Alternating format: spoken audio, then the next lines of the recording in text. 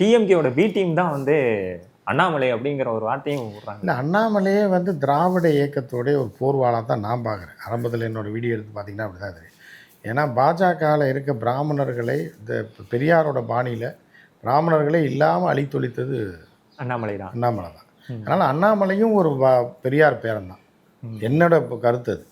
ஏன்னா அதாவது தங்கம் செய்யாததை சங்கம் செய்யுன்னு சொல்லுவாங்க தெரியுமா, அந்த மாதிரி திராவிட இயக்கங்கள் பாஜகவுக்கு செய்யாததை பாஜகக்குள்ளே இருந்துக்கிட்டே அண்ணாமலை செஞ்சாருன்றது ஒரு பெருமைக்குரிய விஷயம் தான். அதில் வந்து எனக்கு அண்ணாமலை மேலே ரொம்ப ஒரு இது உண்டு. இப்போ அவங்கள பூரா ஒழிச்சு விட்டுட்டு இப்போ இவர் இந்த பக்கம் வந்துடுறாரு. ஓகே, இப்போ வந்து அண்ணாமலை தானே பாஜகவில் ஒரு பெரிய இடத்துல இல்லாத மாதிரி இருக்கார்.